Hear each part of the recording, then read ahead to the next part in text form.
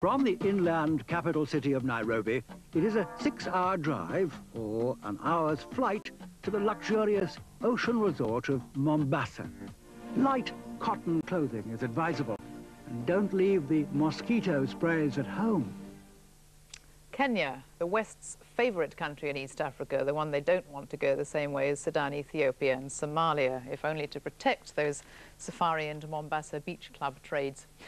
Late last year, the West stopped aid worth $800 million in an attempt to force President Daniel Arap Moi to call elections and, a novelty in Kenya despite 28 years of independence, to allow opposition parties to take part. Until the end of the Cold War, Kenya's Western backers turned a blind eye to corruption, human rights abuses and the inevitable one-party rule. But now the West have moved the goalposts. And sensing a new mood, a handful of journalists in Kenya have been publishing stories about corruption in high places. Lots of stories and lots of corruption. Moi's men don't like it, and they've struck back. From Nairobi, Ed Harriman reports. I think the press in this country is freer than many other parts of the world. But I must say that from our own point of view, our press has become extremely irresponsible. They write a lot of things which are based on rumors, lies, character assassinating some leaders in this country, particularly the ruling party KANU, and the public of Kenya.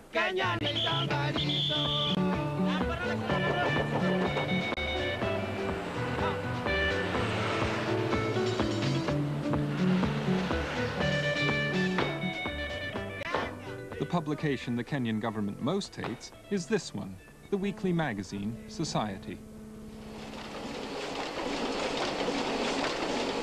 The system is not used to truth, so whenever we try to publish what is supposed to be the truth, the system gets annoyed about it, and they get scared.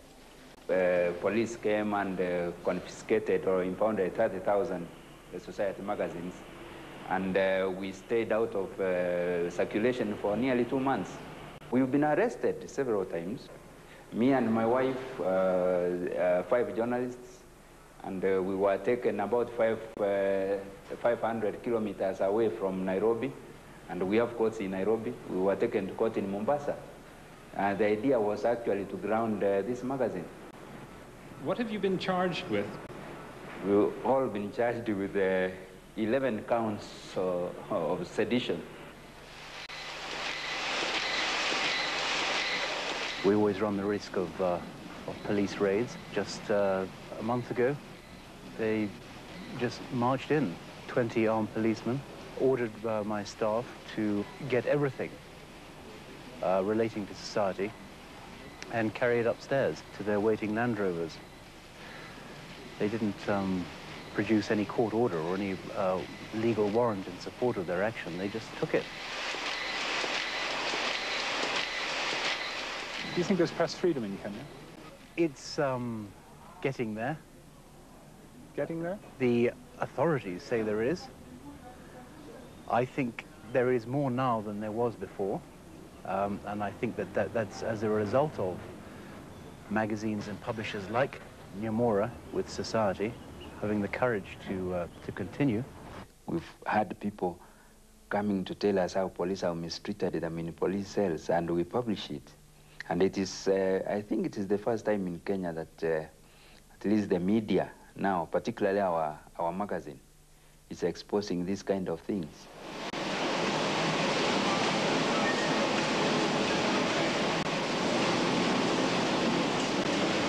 We've done a story on licenses being for importation of sugar given to people who were close to President Moi.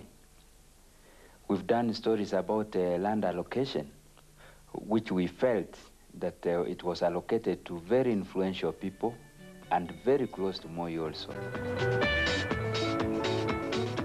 But Society too has friends in high places.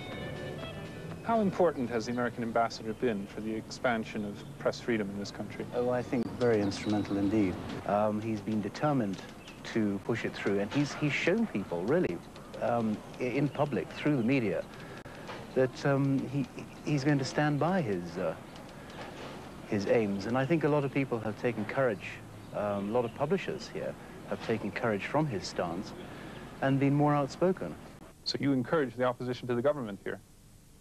I don't encourage the opposition, I encourage democracy in the democratic process. And that includes the encouragement of a press which carries corruption stories week after week? I suppose that's so. You can be comfortable with that?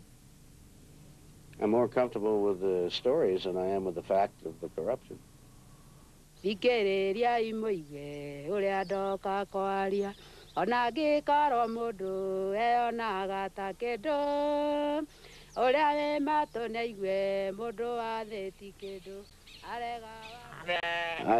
lived out here in the early 60s, and in those days Kenya was an honest country, it was an honest society. And to see it develop corruption as a high art form is saddening. And it's also very deleterious to the development of the country. The American ambassador has been very, very encouraging, particularly to the local people, because the fear which Kenyans used to have that we cannot talk is not there now. The American ambassador told the Kenya government, and Moi in particular, that he has to improve the human rights record in Kenya, and without that, he will not continue getting aid from the US. And whenever we've, particularly in society, got into trouble, the Americans have talked, the ambassador himself has sometimes protested, sometimes quietly, sometimes through the media, and that has helped us quite a great deal. What about the British High Commission? Oh, those ones have been very, very bad. The British seem to be supporting the government which is suppressing us. We don't know where the British stand at the moment. That's deliberate policy. The British High Commissioner in Kenya is Sir Roger Tompkins. He says he prefers quiet diplomacy, and so he didn't want to take part in this film. Their attitude is very much one of what they call behind-the-scenes diplomacy, which perhaps could be more interpreted as behind a cup of tea diplomacy. I think that there's a risk they run in their refusal to come forward and declare publicly their stand. They run the risk of being seen as complicit in violations to, you know, democratic principles. Either that, or they'll just be seen as sitting on the fence, you know, asleep on the fence. When the Nyamoras were arrested and charged with sedition, I recall the Americans making a public statement very quickly. To the best of my memory, the Germans also condemned the action, but I do not recall the British raising their voice at all on the issue, which I find mildly depressing.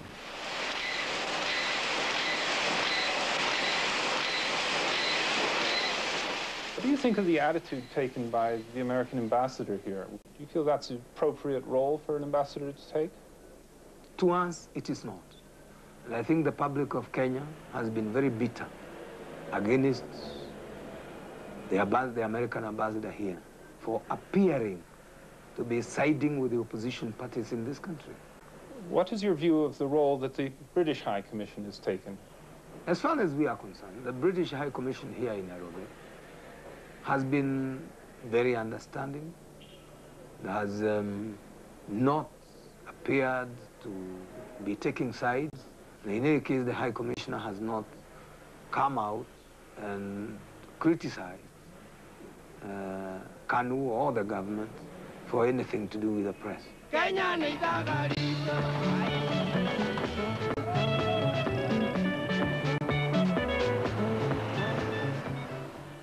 The scene in Nairobi now. Sir John Johnson, we've just seen your ex-house there because you were High Commissioner in Kenya from 86 to 1990 and a District Commissioner, I know, for many years before that, and you were, of course, a close acquaintance of President Moi.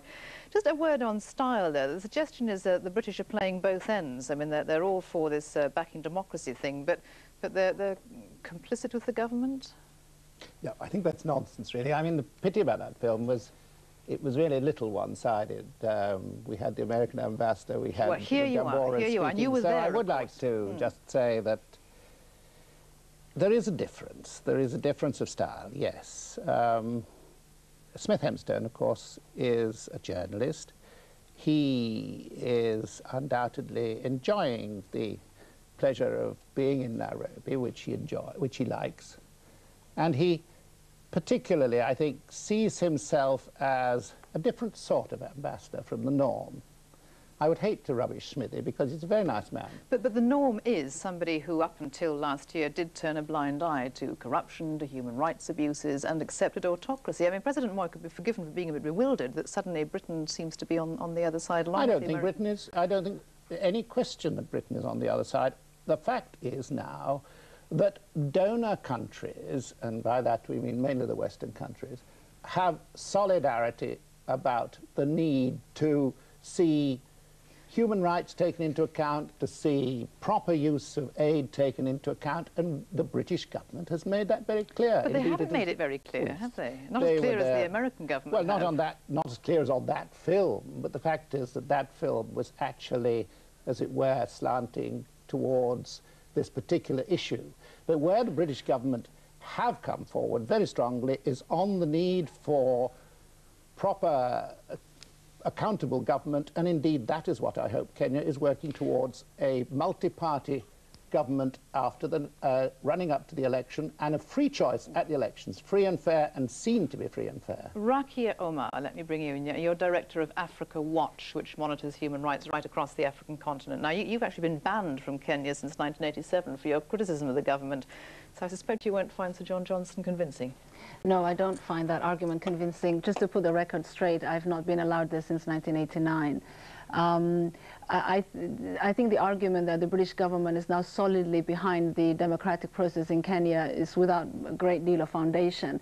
The British government went along with other donors after the meeting organized by the World Bank only in November of last year, by which time there were years of solid evidence that the Kenyan government was committing gross human rights abuses on a wide scale, as well as being guilty of corruption. By that I mean detention of political critics, I mean torture on a wide scale. The other guest you have here will detail his own experiences, stifling of press freedom, appalling prison conditions. Kenya has one of the worst prisons in the world, I would say, and not only by African standards, overcrowding, denial of medical attention, especially to political detainees, and a wide range of other abuses.